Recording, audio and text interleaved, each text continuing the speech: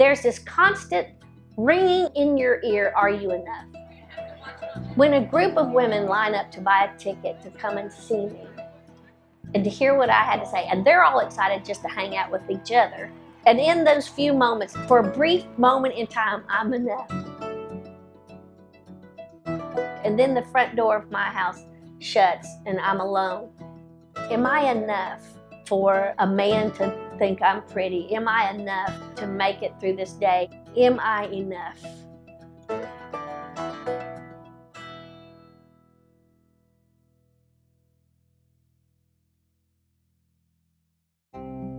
Our dear friend, Christian comedian Chonda Pierce's husband of 31 years, David Pierce, died following emergency brain surgery on Tuesday night. Would you go steady with me? I just wanted to know where I stood. My father would literally be in the closet floor, curled up in a fetal position with a handgun, going to kill himself, weeping and wailing. And we would be in the other room playing Monopoly. It's the top certified female solo comedian in history. I had a manager, and I remember him saying, your kids will bounce back, and he was dead wrong. It was a lonely, lonely feeling. For me, I began to drink. And our daughter didn't just grow up and move away. She walked out and chose not to have us active in her life. I thought, I am probably killing myself, is what I thought. And I thought, if I keep doing what I'm doing, I'm probably gonna die from this. I don't come up here as much since Mom's been gone. It's just too hard. Because it really does accentuate that I am alone. I don't want to die alone. I don't like it, and I don't have to like it. I have to survive it. He had just told me he decided he can't stop drinking. He collapsed in the woods and had a massive stroke. He had blood clots in both legs and both lungs and in his brain. Just couldn't save him. My relationship with Chonda, she's kind of adopted us. I'm the fill-in grandma. It's that Nana's girl. She doesn't get to see her own grandchildren, and I think that breaks her heart. Now, all of a sudden, he has really given me desires in my heart that only he knew about. I needed that. I needed him to do that. But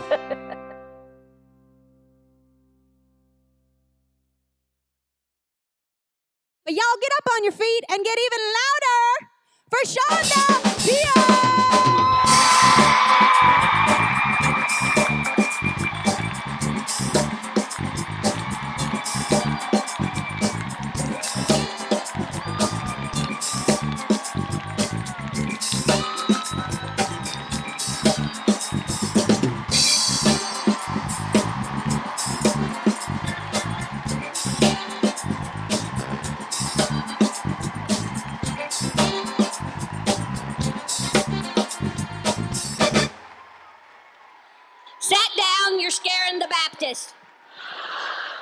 I'm so excited to be here. I'm really just excited that I'm breathing again, that I'm moving forward, that I'm pressing on. I don't know if anybody's heard, but I am now 2 years into being a widow.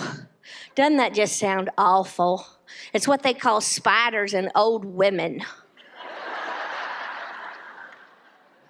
I can't stand it. I never wanted to be in the club, but I just thought I'd get it over with right up front that that's kind of where I am.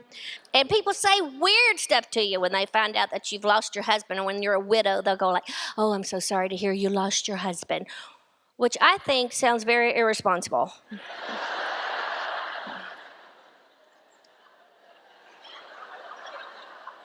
I mean, it's not like I laid him down at Walmart, forgot where I put him. You lose your keys, you lose your purse, you lose your mind, but you don't lose your husband. Good Lord, like I went shopping at the mall and set him down. When the sale is over at JCPenney's, I'll go pick him up. I lost him again not long ago. We were in the middle of building a house. We were all excited. We had this whole little spot on our farm. We just decided, we should plant him bury him. See, I'm not even been widowed long enough to have the right words. We should bury him, lay him to rest, which I hate that too, because if he's resting, I'm gonna be ticked off. How come he gets a nap and I don't? So, so I thought we should bury him where we had planned to build a house. That's the perfect place on the farm. The farm's called the Funny Farm. So I love that it's kind of the last word that now I can tell people my husband's at the Funny Farm. And so we decided to bury him there. And so we had the footers all dug up and all that and all the stuff. Just we forget the plants and we put him there, and it's very pretty, it's very sweet.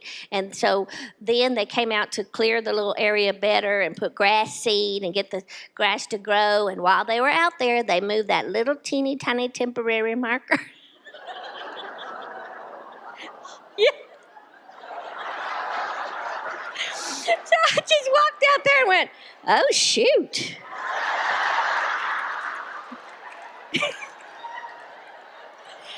He's kind of to the left of that tree right there, and he's just in this general area here. I'm pretty sure. I mean, I could just stand here and wait till Jesus comes, see where he pops up. Maybe like little whack-a-mole content. I told you not to leave. It's just sick. And y'all are laughing. Stop laughing. So then I had to call the funeral home. How do you call the funeral home and say, I lost my husband again. I didn't want them to charge me twice, for heaven's sakes. They sent 2 men out there with the metal detectors trying to find my man in the ground. I should have put more jewelry on him when I buried him, I guess. There's like beep, beep. Nothing was beeping. It was just awful. So nothing worked. I did find 2 cannonballs and a hubcap to a Ford Pinto. And then I discovered, I did not know this, but evidently there had been a civil war on my land, and they shot a cannon out of the back of a Ford Pinto. And so then I said, now what do we do? Because I'd like to know exactly kind of where he is would be nice. And so the man said, well, I've got another idea. So he had these men come and shot these big steel rods down in the ground until they would poke and find something. Then they were like, how tall of a man was he? And I'm like, last I saw he was in a box. I have no idea. Then they were like, oh, I think we got him here. We got him. Well, I hope so. I hope it's nobody else up there. I called the neighbors to see if they're missing anybody, but so we figured that's him. And then, so I got the permanent marker, and it's very pretty, and it's very, very nice. And we set it there where we think that's his head. It could be his feet, and what does it really matter? But so there set the big thing, and it's got Pierce on there because that's our name. And there's a nice picture of him fly fishing. It's really pretty. And then it's his name and his birthday and the day passed, July 22nd. And then it's my name and my birthday on this side and a blank, like I have no hope at all. I don't know if you've ever seen your name on a tombstone, but it's kind of depressing. I just sit there now and wait. It's just weird. And now when my son gets mad at me, he'll get a chisel and hammer and says, I'm going to get started if you don't mind. Both my parents have passed. It's so hard, isn't it? You feel like an orphan. I know. Just so to encourage me. You hang in there, and look, you got great support here. Absolutely. We love you. Man, I'm going to choke up when I say this. I have never viewed you all as it's y'all and me. To me, there is no separation up here. I'm a widow too, honey. Oh, I sympathize with you. I really do. I'm so glad you were here. You look absolutely beautiful tonight. Thank you very I'm much. in the process of losing my husband to ALS. There comes a time in your grief when you enter that stage where you feel a little relief. One man saying, amen. Look, you're not even supposed to be here. Grizzly Adams, when you going? Yeah, look, he looks like one of the Duck Dynasty people. Isn't that precious? Oh, my stars. You need a pair of scissors. So I love it when there's like one loudmouth man in the house. What are you doing at a Chonda Pierce concert? The same thing every other man is, drugged here by his wife. Chonda's hilarious. I love it. She speaks her mind, just like I do. Don't ask unless you want to know. I think I've always been appreciative of having an audience. I have focused on the wrong things sometimes for that audience. You know, there have been times in my life it was about the numbers and it was about the climb and it was about the success of it, and that can naturally just make you lose focus on the message of it all. I feel so honored when a group of women buy tickets and I open my mouth and stuff just comes out, you know, and I have a wonderful time and it's so great, and I get back on the bus and it's great, and I wish that was enough to be life, but that's not life. Chonda, me and my baby say thank you. It's a great job, but it's not who I am. It's what I do. When I walk in the front door of my house and I shut the door, that's who I am. And I have to remember that. Thank you, Chonda from Two Sisters. Thank you. No one but another widow knows really what it's like to go home every night, to crawl in the bed alone every night, to wake up alone every morning, you know, to motivate yourself. I don't know if any other widows are here. How many widows in the room tonight?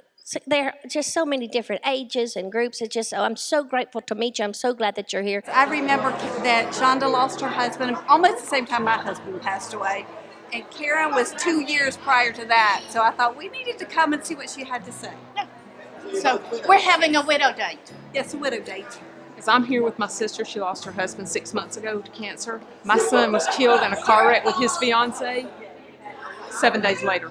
I don't know how people go through life without faith. I really don't. And without knowing Jesus, I know my son is in heaven. You know, I have days just like everybody else. I know Chonda has those days too.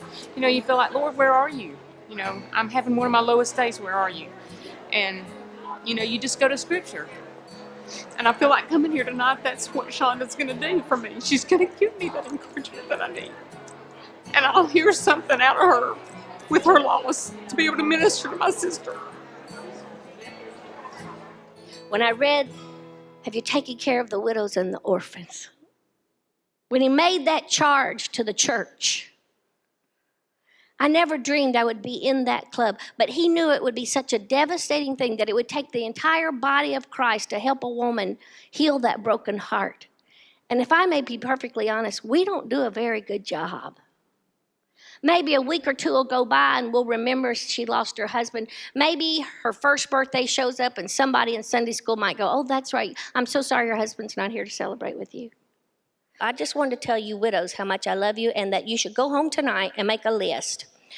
That you need your grass cut and like what you want for your birthday, and the car needs servicing, you need an oil change, and then take that to Sunday school and just make copies of it and pass it around at church. And then I'm gonna put my online dating profile on the back of it, just in case.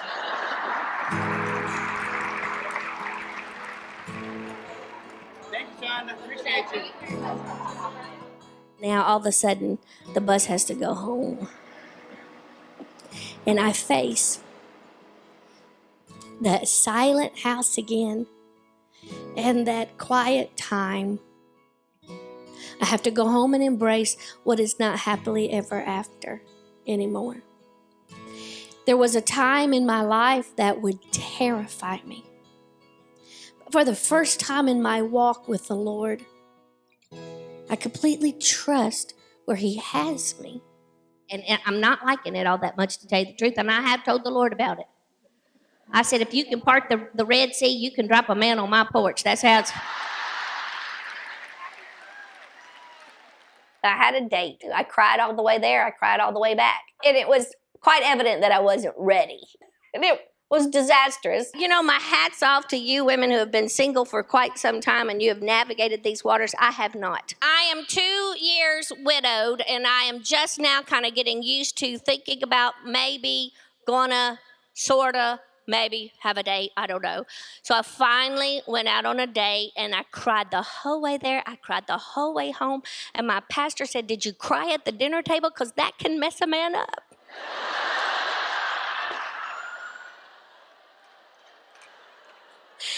I said, well, no, but I got up and went to the bathroom and cried several times during the meal and then came back. And so now he thinks I've got some kind of bladder infection.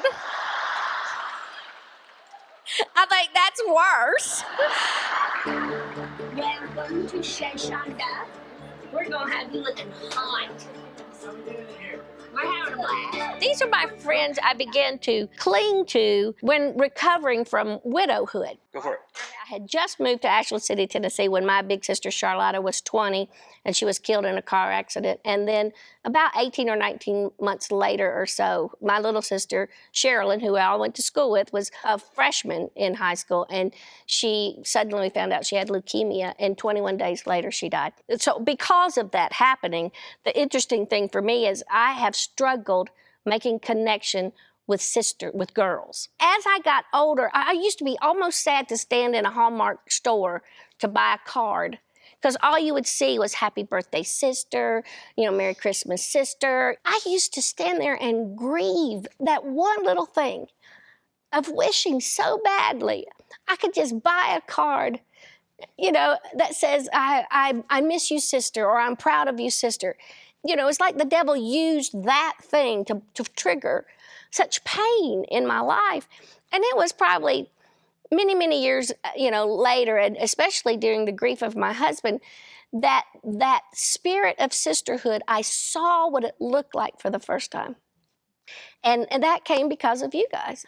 I'm Mary Beth LeBrier, and I met Chonda in 1975 when we were two skinny kids in a gym class at Cheatham County High School. We've remained close from the time we graduated high school until today. I would consider her probably one of my closest friends, and I feel like she would consider me one of her closest friends. I was fortunate enough to be in her wedding and wear that ugly yellow taffeta dress that I will never, ever let her forget. There's David and Mary Beth. Mary Beth, homecoming queen. This was all the superlatives. I know, it's so funny. Let's see. This one's Oklahoma. There's me and David when I was in Oklahoma. No. Oh, no. Mary Beth, their cheerleading outfit. My name is Mary Pyron, and I'm from Ashland City. I met Chonda when she moved here when we were in high school. My first real memory of Chonda, of course, she came to school and she was in class and everything, but the talent shows that she participated in, this skinny little bird leg, big light came out with this huge personality and voice, and she basically dominated our talent shows when we were in high school. She was great even back then. And then there's Patrice. Now Patrice you have to love because she married our class president in high school, and we love her for it because none of us would. Everybody knew Chonda. You would hear her out in the hall, if you can believe that. There's Patrice. That's a great the drum major Patrice.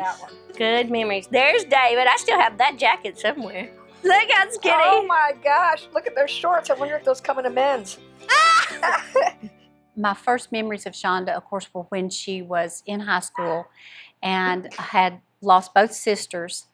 And I think that puts a lot of pressure on somebody. Those are some big shoes to fill, especially in the time frame that she lost two very, very important family members. So I think there was some pressure even there to excel and to push and to be the end-all be-all to both mom and dad. Then the parents divorcing, now she's got to take care of her mother. She's got to be everything to her mother. I would feel like I had to be the unit that binds and keeps that mother going. I've got to make everything right in that woman's life because I love her so much. My mother lived her life just worried that the Lord was going to strike her any minute, just worried she's going to step out of line, so frightened of what the Lord thought and what the church people. She lived for what the church people thought. I just could not measure up, it seems like, to the God that she knew and the way that my grandmother approached God. I used to say my mother put the word fun in dysfunction. Well, my grandmother put the word fun in funeral because it was time, She was 98 when she died. She was 98. I have never known a more bitter Christian in my life. Have you known somebody with their hair piled up? They never cut their hair. She never wore a stitch of makeup. Now, nothing wrong with that. I know people that serve the Lord that way, and they have the Shekinah glory that just shines on their face. My grandma didn't glow about nothing. She never did cut that hair. She wore that little church dress all the time. Even working in the garden, she'd wear her church dress. So me and some cousins, just before they shut the lid, we put some blue jeans on her because we thought that'd be so funny. We just thought it would be hilarious when she got to heaven to be like, Lord, these are not mine, Lord. I did not put these on me. I can tell you who did. She's going to hell in a handbasket. Chonda never told me about the struggles with her dad. She always put on a good face. She was always joking around. So nobody at school really knew what was going on at home. I found out the issues with her dad when we were seniors in high school. She was sharing that her home was not a happy home. I remember one day we were over there and we were doing something, and I was downstairs with your dad in his little cubbyhole where he typed the bulletins because he had asked me to type those for him. And he said, no, come sit on my lap and let me show you how I want it. And I'm thinking. And you're 17. And I'm thinking, that's not right. I never said anything, but I'm thinking, no, my dad would never want me to sit on his lap. Chonda, did you know about that? Yeah. Were you embarrassed? Oh, yeah. Really embarrassed, yeah. Because anytime that your secret or behavior, that's just really not normal, seeps out, you're embarrassed. This story of my life is putting on that front. And I learned that as a kid, as a preacher's kid, or you just don't let anybody know what's really going on. And we did that well. I did it very well, still do it very well, until it gets so huge and so big you can't put on the front anymore. The connection that I see with her being loud and boisterous and outgoing is maybe she was hiding from herself and not wanting anybody to know what she was going through while we were there together. I have seen her hide, and I have seen her come out of hiding. And to come out of hiding, it took a lot of us to get her there. Mary Beth and I used to laugh because we would skip chemistry class and hide. We would hide in the locker. We could actually sit in the locker, pull our feet in, and shut the door. We still could if they made the lockers bigger. They could just make them bigger. Oh, absolutely. There's been times when she thought she was on stage when she wasn't. And oh yeah, we reel her back in real quick because it's us. She doesn't have to put on a show for us. There's a lot of ways about me that I don't like that I get straight from the gene pool. And some of them I can medicate, and some of them I just am stuck with. Sometimes we put that loved one up on a pedestal. And I can remember as a teenage girl when my sisters died, going, now they're saints, and I'll never measure up. I can't compete with an angel. So let's be a little realistic. Charlotte and Sherilyn did have their, faults here and there. So, but it's hard to admit that about somebody who's deceased, We have to just be on the same one. Everybody find the one that says list number 5. B, go. In the one-on-one, private relationships, I've struggled with feeling like they get me. God, y'all, this is harder than I thought. I've always felt like nobody got me. I always felt like the weirdo, Isn't that funny? What do you got? I got Bill. I got Brian. Aaron. Bernard. Bratwurst. I got nothing. I am learning that audience is not my intimate relationships. And I am learning to let my intimate relationships know me like I've allowed a vast audience to know me. Now, isn't that the strangest thing? 1, 2, 3, 4. I got 4. I got 5. So 8. I got 5. Yeah, 8. Oh, school teacher, no fair. To be honest, in this new reality of mine, you begin to think about what you look like, and is your breath stinky, and what if you're going to meet somebody? Will you ever be pretty enough? That's one nice thing about aging with your husband, because his eyesight gets bad, you get fat, it doesn't matter. Now it's a whole new game, and that feeling of rejection. I hate that feeling. Sometimes it's a rejecting that we had many, many years ago that we don't even know that it has clouded how we feel about ourselves. I think the happy face wore her out. She didn't want us to know she was depressed. She would cry, and we would just listen. One of the funny rules, I will say, was no mixed bathing, which I thought meant you can't take a bath with your cousin. I later on realized that you can't go swimming with the opposite sex because you'll get pregnant. Do you know how long you have to stand at the edge of the ocean waiting for every man to get out of the Atlantic? And it's probably a good thing that we didn't, because the culottes would have killed us anyway.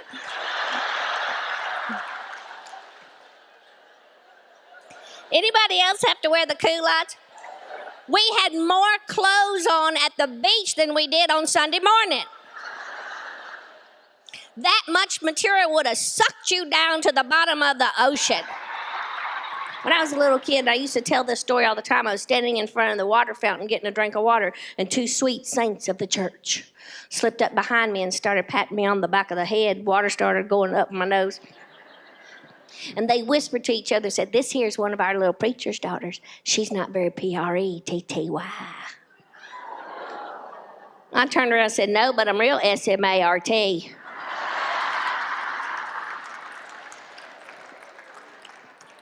Now, here's the truth behind the comedy. The truth is, that really did happen. Two little old ladies did whisper behind me, but when I said, "No, but I'm really SMART," I wrote that part. That's called the punchline. That really didn't happen. The truth of the matter is, as a little skinny, knobby-headed kid with white hair, I skipped over to my mother real quick and said, "Those two ladies said I'm not very pretty. Do you think I'm pretty, Mama?" That stuff hangs with you.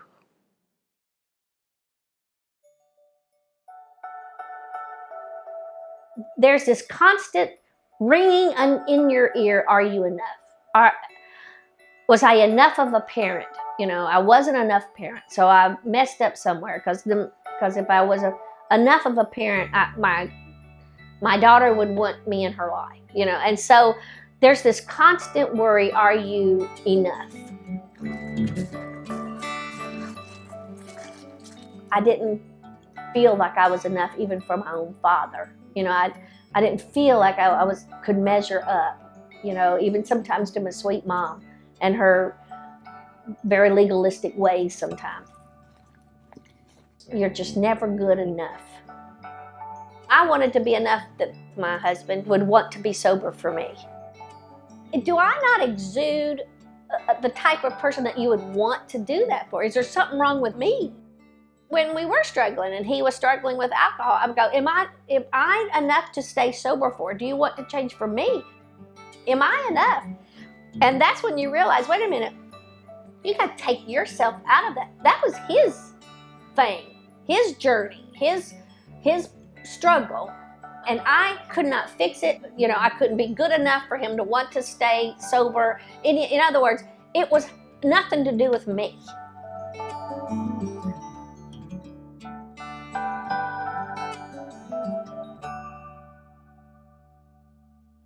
We have reached the grand old joyful moments of menopause. Now, that will make you need Jesus.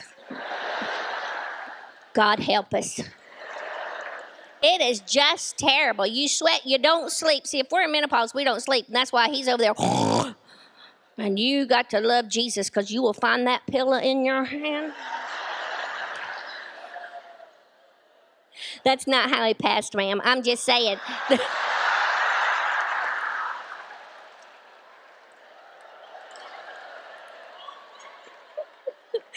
She's looking over there like, I think she killed him. I think that's... I had nothing to do with it. I really didn't. But, but don't be judging. Don't be judging. You know, if you cough or sneeze in the night, it's over. You got to get up and change your pajamas. Last night we were watching a movie. There's a bunch of girls sitting around watching a movie, and she's on her phone playing Candy Crush. And I kicked her. She was in the floor. And I kicked her, and I said, "Get with us. We're here for you, or we're here with you. Join in."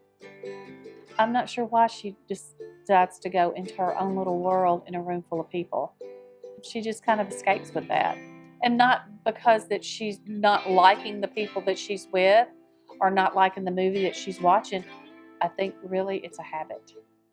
I have this beautiful relationship with a room full of girls, and we're just having a wonderful time, and I feel good about who I am. I feel strong as a woman, and I got the right things to say, and it's awesome. I want to feel like that in my private life. If you walked into the little Italian restaurant and I'm sitting in the corner eating, most often we're going to have the fun conversation, and you sit down at my table and we'll goof off and we'll have fun. So 90% of the time that's true. What you see is what you get. On the inside of who I am, it's not 90%. Sometimes on the stage with all the makeup and the stage lights, that's not the real you. When I wake up in the morning, there ain't no spotlight in my room and nobody hands me a microphone. You know, so you have to really separate what is the real world, if that makes sense. When she first came to school with us, she was very shy, believe it or not, for about a week.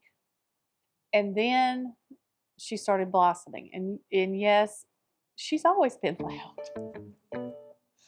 She was loud when she was singing. She was loud when she was walking down the hall. She was loud at my house when my mother and dad were sleeping in the next room and we were giggling and laughing. And I mean, my mother would come in the door going, Chonda, you have to be quiet. We have to go to sleep. So, and it would work for a few minutes. And my mother's back in. Chonda, you have to be quiet. You have to go back to sleep. I've known her for 40 years and that didn't change. Because you can't help but like her, you know, even if she is loud. Ladies and gentlemen, please welcome Chonda Pierce. I had a tour called Comic Belief, which was a ripoff, obviously, of Comic Relief. And so I was trying to find some Christian comedians that could go on the road with me, and we found a few, and Chonda was one of them. She knew how to relate to an audience, communicate, and she made me laugh. Now, she did also annoy me at times because she'd get on the bus and she'd still be cracking jokes. I heard a rumor that you went out with Mark Lowry. Okay, yes, that's the one I How did that cried. go? I cried and cried and cried. Mark Lowry is one of my dearest friends in the world, but I wouldn't wish that on any woman. Two of us in the same house that talk for a living, no, we'd kill each other. And her voice is almost like a drill that goes right between here. And I told her, I said, your incessant regurgitation of unnecessary verbiage is wearing me out. Quit auditioning, you've already got the job. And then she kind of settled into it and used her inside voice, which I adore. I love the inside voice. And on stage, that other voice is fantastic. But all those things come together to make one very powerful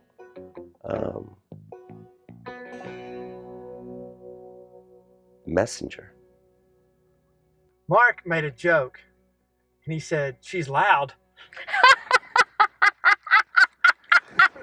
Of course he did. And you said something in the first movie. You said if you could sing or yell loud enough, somebody would notice you. Yeah, that's what middle children do. Two things at play. Maybe there is some psychological thing to it. Maybe you're reading too much into it. I get enthusiastic. They're just different personalities for different people, but I do when I get in a room, especially of people that I love, and especially when my girlfriends are all together. Man, we just get, we get to going. We get our pajamas and we have a pajama party, and you can hear me above everybody. I'm here. Hello. Hello. Chonda has always been heard. I wouldn't say it's loud. She has a big personality. Some people might interpret that as loud, but she just has a big, lively, full of life personality. I beg your pardon. This is from us. I make a lot of money with this loudy voice. It's worked well for her, especially in her career.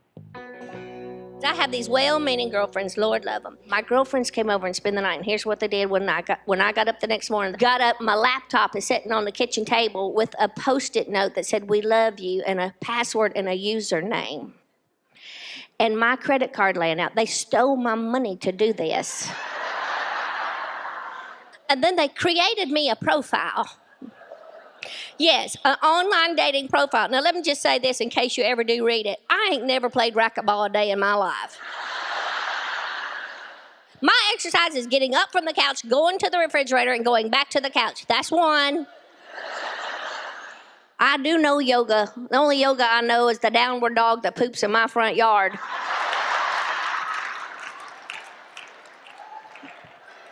They're trying to make me sound all desirable. You know, it's just so stinking funny. They signed me up for Christian Mingle, Match.com, plenty of fish in the sea, fishing, something about fish. I like to fish. They thought that would really fit me. And what's it? Our time, which really means there's little time left at all. By the looks of the picture, the party's been over a long time ago.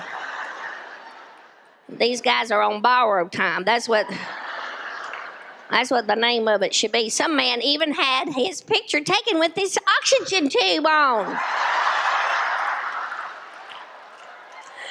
And the pictures that they put on there, oh dear Lord in heaven above. You men, this is what cracks me up. They're always sitting on a Harley and their beer gut hanging over the gas tank.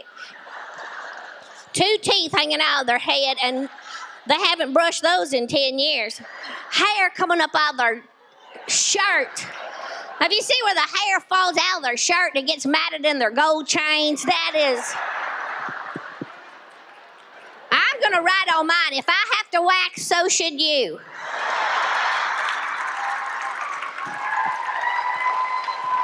They got no hair here, and all the little wave is down there. They're hanging on to the last bit of hope they've got. Or it's either that or they're standing in a bathroom taking a picture of themselves. They don't even know how to take a selfie. They just stand in the bathroom and take a picture. If you blow the picture up behind them, the toilet's filthy. I'm just saying, you want me to wink at that, you better shut that lid and move out of your mama's house. Here's what I decided, because I have a very, very sweet friend that told me this, and this is the best advice I'd ever heard. Don't be a nurse or a purse. So I'm looking for a doctor. And then there's dating.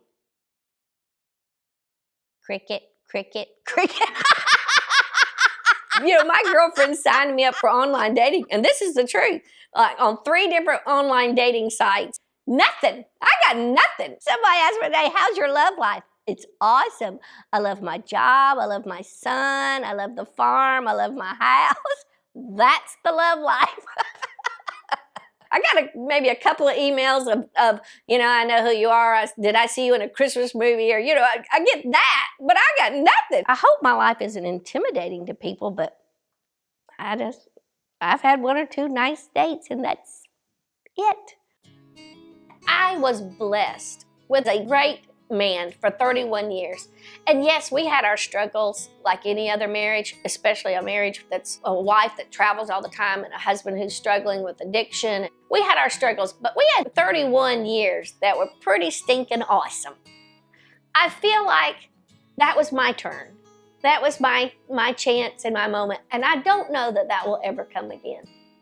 And to tell you the truth, I'm at the place in my life, I'm not sure I deserve that. This is the quick way of fixing your hair. You know, that's the hardest part, is for the first time you become very self-aware that you are, you know, you're single and you're out there. And now it's like, you can't just go down to your favorite pizza place and grab a pizza. Now you gotta put your lipstick on, put your hair up, look good. You just never know who's gonna be hungry at the same time. You know, I watched a shampoo commercial the other day that embarrassed me to death. I bought a whole case of that stuff. Desperate times, girls. I'd like to have my money back, though, I will say. None of that happened to me. I, Donald John Trump, do solemnly swear.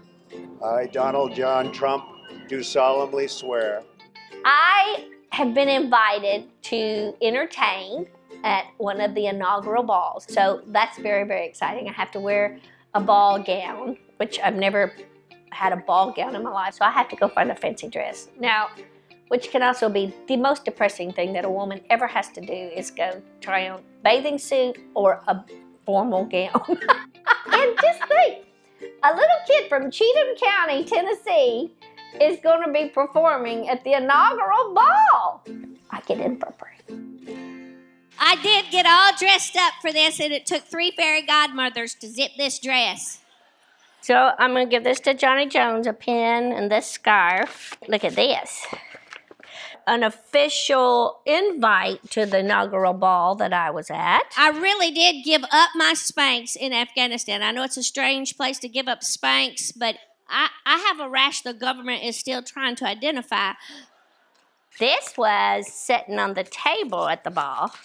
Look how you open it. It's got all that we had to eat. And my name spelled correctly, which never happens. Because I went on a USO trip, and that was wonderful. And so I went, and then I went in this room, and this girl, she just rolls her eyes. She goes, "Oh, you're our comedian this year, and you're a born-again Christian? How does that work?" And I said, very carefully, because my manager has lightning. And so I would shut it in Jesus' name. And so then I have official invite to the inauguration itself. This is the inauguration ceremonies program. Look, gold embossed, but I don't think it's really gold. If you say in Jesus' name after anything, you could get by with a lot. And so here is where the ceremony was, and that was my seat right there. And here is something really pretty. So they give you this medal for attending. Look at that. Look, that was my dress from the inauguration. Ba, ba, ba, ba, ba, ba, ba. Cinderella is now going to the cleaners. They asked me to not do anything that would seem cutting or, mean-spirited or whatever toward Hillary Clinton or toward Bernie Sanders or toward anybody else. But they said I could pick on Donald Trump, which was so funny, which I forgot to do. I had one good joke about his comb over, and I totally forgot about it. if the Donald does make it to heaven, Moses will stand there with a comb and part his hair. We're supposed to...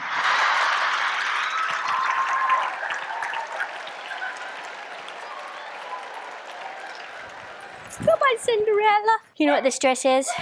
I wore this to the inauguration. I got it on sale. Everybody had such expensive dresses. Not me. So I put it on my Facebook. I am going to the inaugural ball. I'm so excited. I guess loving Jesus has nothing to do with how much you bash somebody on the internet.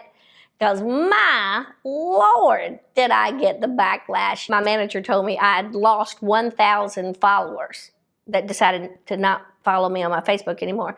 But I gained over 20-something thousand. And in this country, I've gotten to a place where we can't discuss anymore. It's all about being disgusted, not discussing. And that's sad. It's just very sad. Isn't it funny? You can have 10 people at the end of the concert tell you how great it was, and you have that one that goes, "Well, I was offended when you said such and such." And that will ring in your ear, because it gave Satan just a little bit of fuel.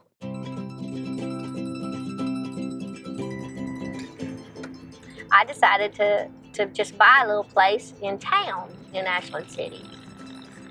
We've got a couple of little grocery stores. We've got 2 traffic lights.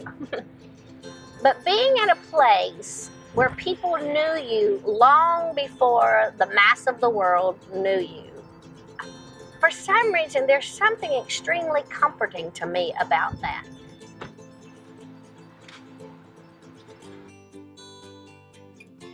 I'll go to the little pub and have a hamburger and, see my little friends and the waitresses that I know. That's my favorite cup in the whole wide world. That helps. It helps a lot. It's always nice when one of your friends runs a restaurant.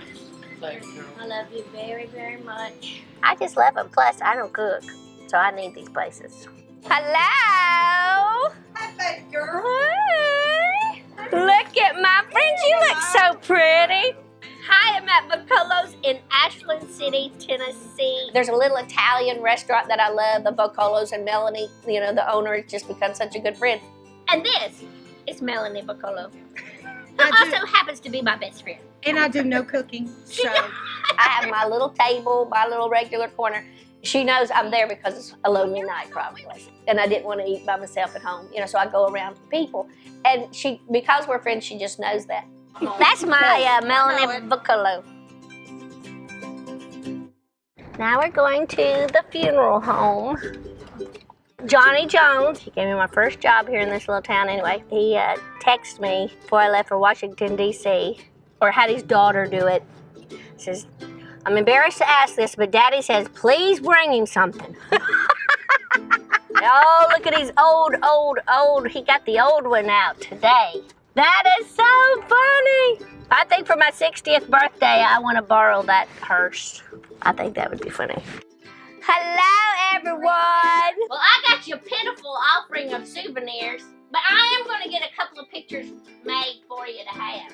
It's a scarf to keep you warm. But I'll tell you what, Chonda, honey, I was never so proud to hear a little girl from Ashland City, Tennessee, was going to participate, to think, knowing what she went through, how she was raised, the things that all the obstacles that she faced in life, and to be able to come and get to the point in life where she was at is simply amazing. I mean, that's a miracle. There's very few people could have ever done that.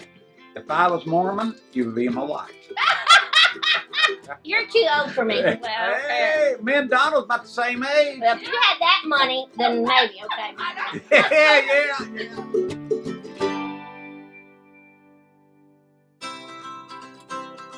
I'm sorry, but I have such a social calendar here in Ashland City. It's hard to keep up. Monday nights, I do trivia at Sidelines often. And then Wednesday is trivia at Don Poncho's. And I am on a trivia team with about 5 retired school teachers. What's up, team? And most often, we're the Attaboys. The Attaboys win. The WWE lost one of its legends last week, Jimmy Snuka. What was his nickname? Good luck. If you got this one right, you definitely need to cheer loudly and proudly, by the way, for Jimmy Superfly Snuka. Go Attaboy! Oh, see you later. Bye, Chonda. What time are you cooking breakfast? I'm not cooking breakfast. Aren't they a sweet little crowd? I know, I love my friends. Oh, that's the big action of Ashland City. Boy, you guys really know how to live it up around here. It's some excitement. I mean, you can only take so much in small intervals. Now the big excitement is they're building a Burger King in Ashland City. I mean, sorry, but it just doesn't get any better than this.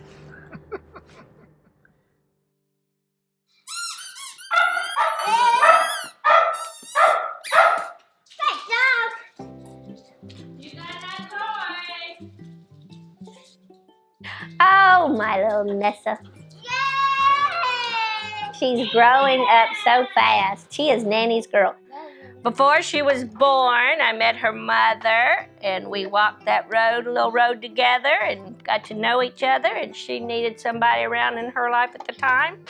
And I certainly dreamed of having a little one around in my life at the time. I try to ask first. When your whole life's about you and just doing whatever you want to do, you got to stop and go, oh, wait a minute. I'm not mom and I'm not really grandmother. You know, I have to know that this is a privilege to be in this child's life, so I need to remember those boundaries and stuff. And I am learning, until they ask for my opinion, to stay out of it.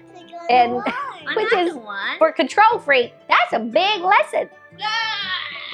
Oh. Okay, I love you, Ness. Let's take a nap.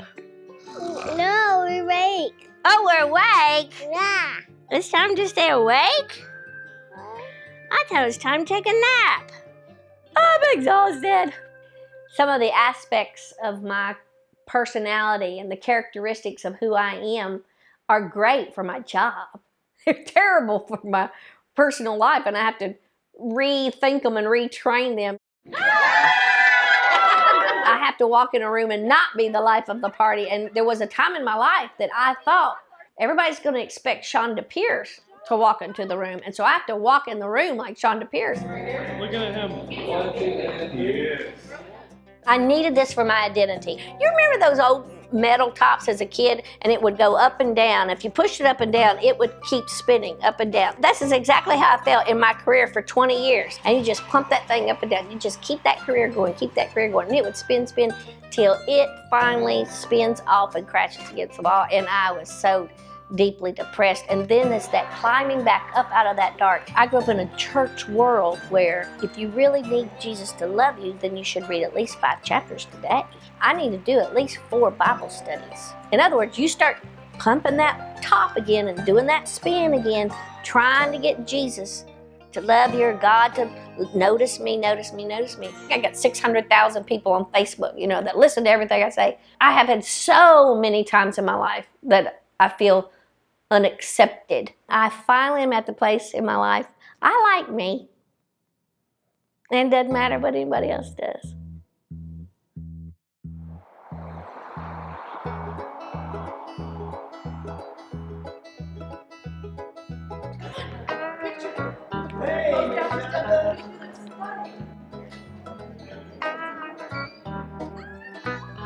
Our next category is going to be for the documentary features. All right, ladies and gentlemen, here it is. Best documentary feature. And it goes to Chonda Pierce, Laughing in the Dark.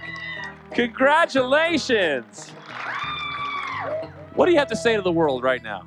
First of all, thank you. Thank you very much. I would give anything if this had been a different movie to have made. One more round of applause, ladies and gentlemen. Best documentary feature right here. I'll throw it up and catch it.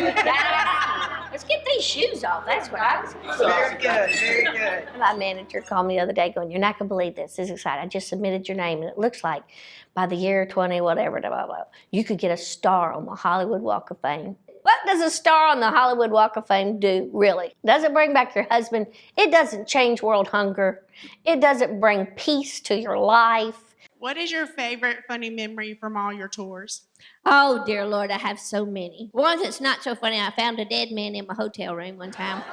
I was checking in early, but I got checked in. I was putting my makeup in the bathroom, and I went and sat on the edge of the bed, and it was still dark outside, so I turned the television on. When I leaned over, and there's this lump in the bed. My first thought was, oh, they're going to excommunicate me from the church because I'm in here with somebody else. So I was like, I got to tiptoe out of here so he won't wake up. Somebody won't wake up or find me in a hotel room with some stranger. And then I realized that it was really stiff feet, So I ran into the little housekeeper lady, and I said, would you mind getting that door open? I said, I left my makeup and things because someone is in there. And she goes, no, I've cleaned this room. And I go, well,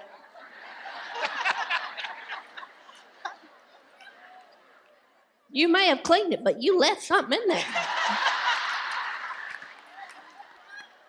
So she opens it, and she's like, hello, sir. So finally we went over, and the man was stiff as a board. And she was like, do you know CPR? And I'm like, you had to have a crowbar to pry his mouth open. I said, I don't think CPR is going to help because his teeth were just hanging out, I know it's sad. It's sad. But he died in his sleep. That's the way to go. So I had to call the front desk, and I said, I asked for stiff sheets, not a stiff Emma sheets.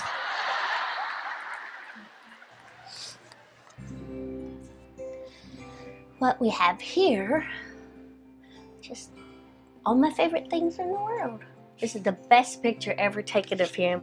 His face is just so delighted and full of life, and boy, did he love to fish. This he made. He had carved the day we got married, May the 14th, 1983, and it was our 30th anniversary, so he put May the 14th, 2013. And when you're married 30 years, it's supposed to be pearls, so he bought a pearl and glued it on the end. These are moments when he was alive and happy and good, and I like, looking at him. I don't have room on this wall for Nessa and David. And so you begin to pick and you begin to rearrange and then you strike an even balance of where he is in here. You gotta find where he fits now. That's part of finding where I fit, you know. That's us getting a little smooch at Shara's wedding. One year, the kids gave him this for Christmas. This is a star named after him, a pure star. It's up in the heavenlies somewhere. You know, that's what's so hard when someone passes away. You know, every life has things, and it's like, what do you choose or pick to display it? You know, it's like, I just want to make a David museum somewhere so I can have somewhere to put all this stuff. You know, a lifetime of memories with somebody. Gosh, we were so little. I weighed about 80 pounds. 80 pounds in this picture. What's different now from 2.5 years ago? I have a gun.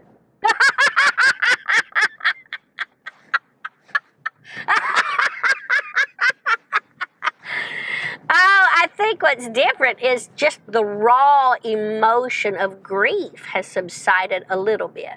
I had that deep, raw ache for a good almost 3 years, and it's only been in the last few months that I really begin to feel the ability to take a deep breath. I really had that feeling of, okay, I think I've turned the corner. I'm relaxed and I'm laughing and it's not forced. And that's what, I used to hate hearing that when I was grieving. Just give yourself some time, give yourself. And I just want to punch somebody, the next person that says that to me, you know. But it's true. It's true. It takes time. And then it takes faith. I do miss him. I really do. There's some things that I never thought I would miss, but I do. I miss his snoring. That was the thing I thought was going to push me over the edge. But I do. You get used to that, you know, roar of an engine coming through your window. My man could suck the walls through his nostrils.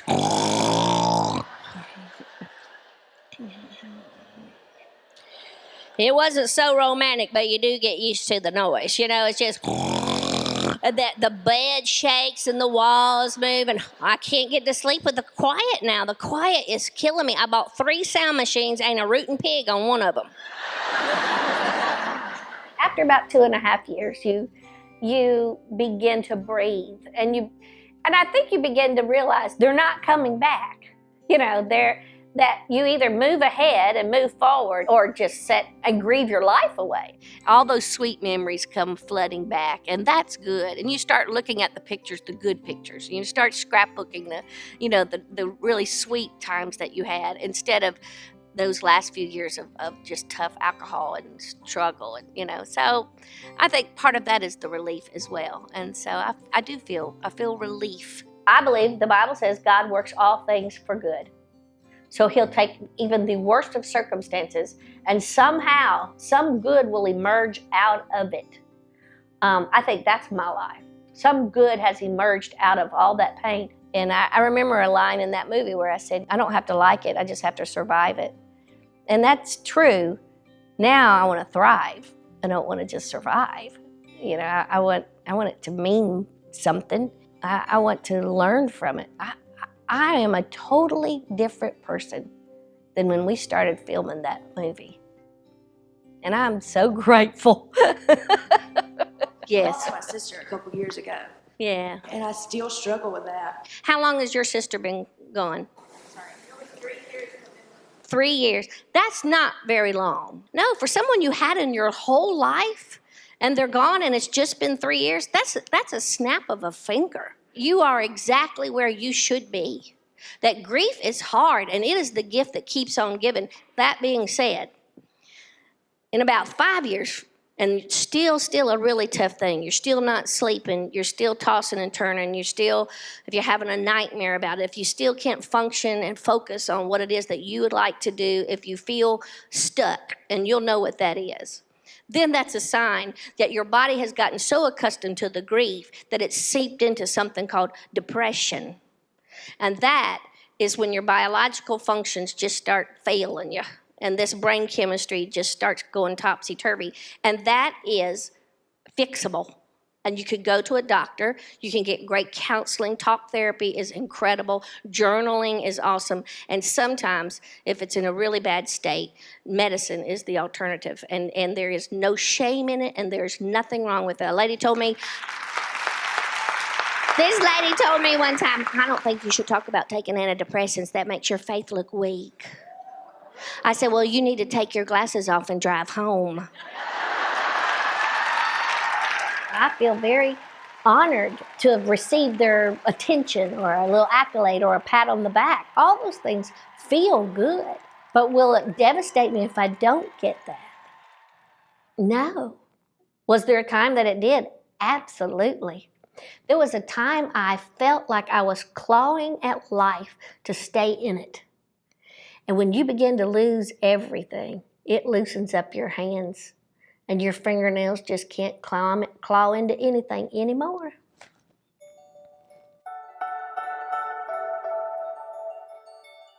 That's what I learned the most the hard way of my trauma and my childhood and my marriage and my relationship with my children. I wanted all those people to help me feel like I was enough. And none of them are capable of that. And if they are trying to do that for you, you're driving them crazy. That and you're putting pressure on them. I look back and go, man, the pressure I must have put on my husband. For him to feel like I need to help her feel good about her. You know, man, what pressure that probably was on him. I wish I had learned that so that I could have talked to him before he died. We just ran out of time. I watched my husband suffer and slip away into alcoholism, and I cried out to God to get to him, reach him, help him see what it is he's doing to his body. And then when he had his stroke, I thought, oh, he's going to get a second chance of life, and then he'll never drink again, and we're going to live happily ever after. And he died. And so I never saw the miracle until a couple of months ago. And I looked in the mirror, and there it was. I am the miracle. I'm surprised I'm still here. I think the estrangement from my daughter broke something in me. It was devastating, still is, when that very flesh and blood connection to your very being walks away from you and doesn't ever want to talk to you or see you again. That is the ultimate rejection. All rejection outside of that, it ain't nothing.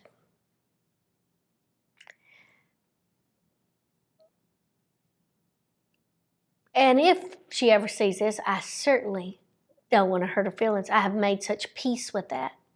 I've made great peace. Do I still tear up about it? Oh, you better believe it. When it's close to her birthday, or I know my grandchildren are having a birthday, or, you know. But when you lose that, all other rejection in your life, every other rejection in your life means very little. And so it breaks something in you. Now what's great is God redeems that, and he works all things for good. Even that brokenness, he works it for good. It puts it all in perspective. Chonda, you are enough because you are one of the most kind and gentle and loving and loud and spiritual, and you are my hero. And I've loved you for 40 years, and I'll love you for the next 40 years. Chonda, I think you are enough. You bring so much love and laughter into people's lives, and you help people push on through problems and see that there is an end and everything's going to be okay. And I just know that every time I've faced a crisis in my life, I have found solace in the Word of God. And if you live your life based on the feelings, you're in big trouble. So we have a society that teaches us to feel good, that we have the right to feel good. That's not even in the Constitution.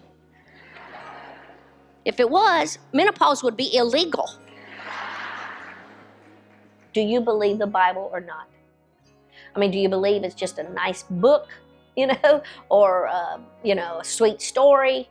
Or do you really, really believe that there was a man who rose from the dead and established reign of the universe and wants to be Lord of your life? Do you really believe that? And if that's true, and if you say you believe that, then you need to study up on that man and who he was. Then we have to live like he would want us to live. And when we do that, it works out. Go figure. When I am depressed and broken and fallen, then the Bible becomes a blueprint to get back on track. When I am so down on myself and I can't push away the negative thoughts and depression is whispering in my ear so loud and grief has got the best of me, I can open the Word of God and hear whatsoever pure, good, holy. Think on these things. Will you pray with me? Father, thank you for this opportunity. What a wonderful God. What a wonderful place. We've laughed so hard, I got to go change my drawers.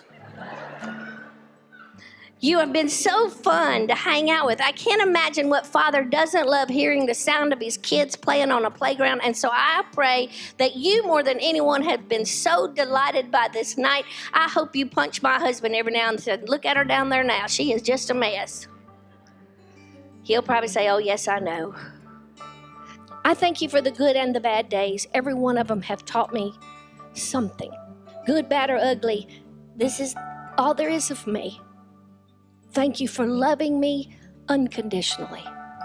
Now teach us all to love others the same way.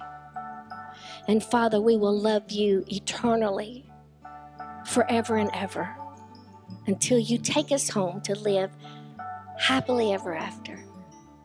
We will continue to laugh together. In Jesus' name we ask these things. Amen. Thank you for coming. Good night.